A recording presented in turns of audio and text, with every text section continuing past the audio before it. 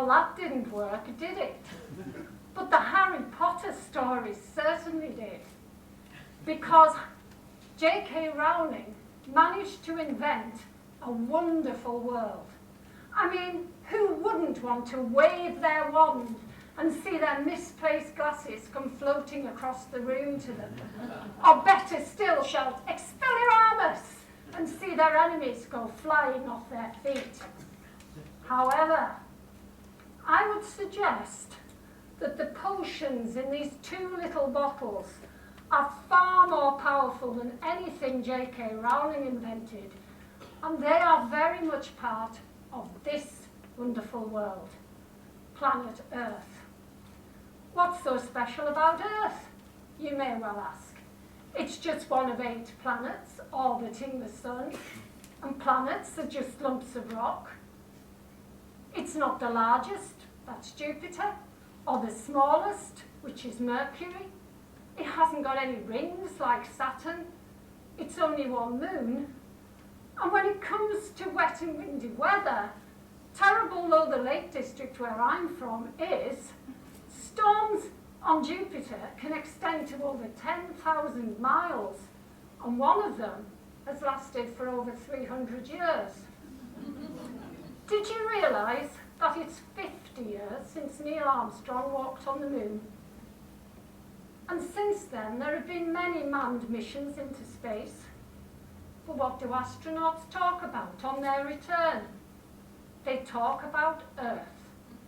They describe it as an oasis of calm in a violent and inhospitable place. They say that it's beautiful and fragile. Jim Irwin described it as hanging like a Christmas tree ornament in space.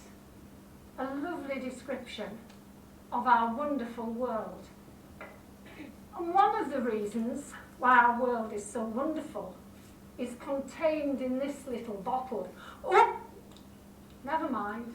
There's plenty more where that came from, and it's free. Air.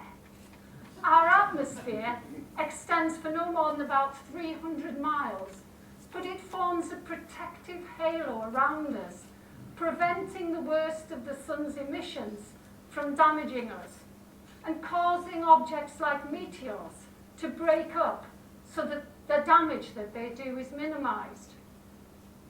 You'll have heard the police described as the thin blue line protecting us from the violence of crime.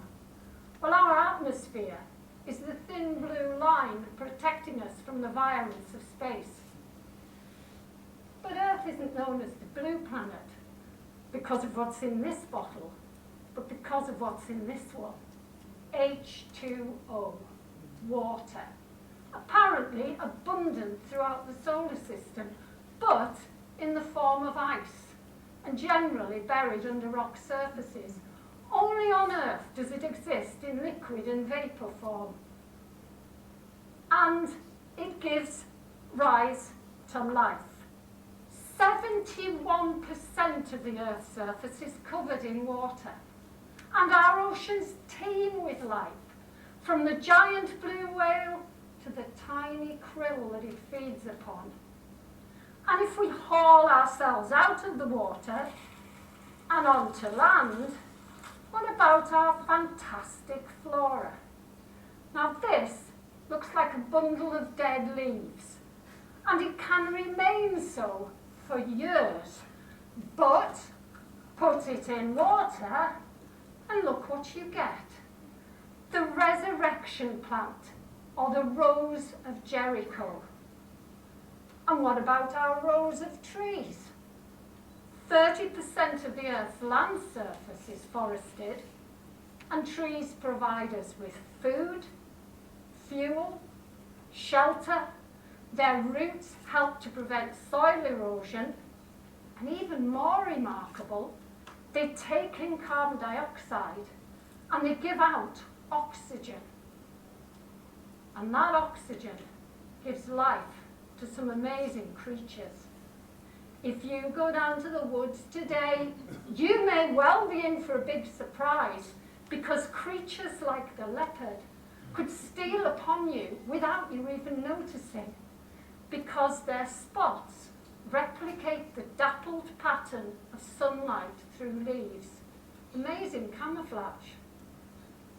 Well, you might say the leopard might have made a good choice, but the zebra has made a major fashion faux pas.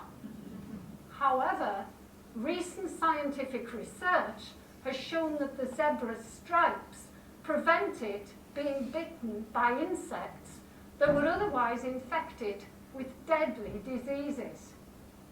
A wonderful world full of wonderful animals.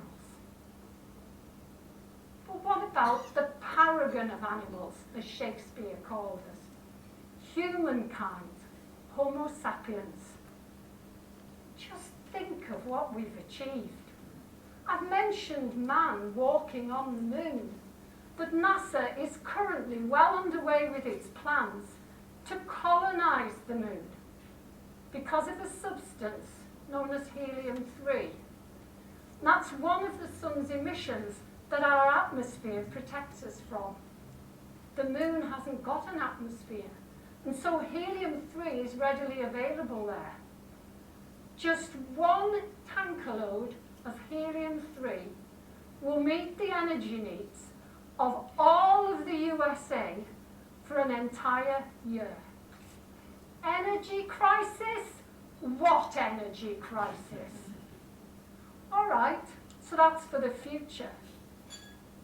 But for the past 20 years, the International Space Station has been orbiting above us. And that's crewed by people from 19 different nations, all working together in harmony. And from that cooperation have arisen some amazing inventions. For example, artificial limbs have been improved so that amputee athletes like Johnny Peacock can run at speeds that people like me with 2 legs will never reach. And what about robotic arms used in space, but now being employed by doctors to carry out intricate brain surgery? I say with childlike Miranda, oh brave new world that has such people in it. When I was a child, I lived with my grandmother, and we used to listen to Louis Armstrong's What a Wonderful World, partly because we liked his voice, partly because the words and the lyrics, the tune was simple and we could sing along with it, but largely because we agreed with their sentiments. I envisage in the future someone up in space will find that antique record, and as they sing along with it, they will hear the echoes of their ancestors singing along. What a wonderful world. Thank you.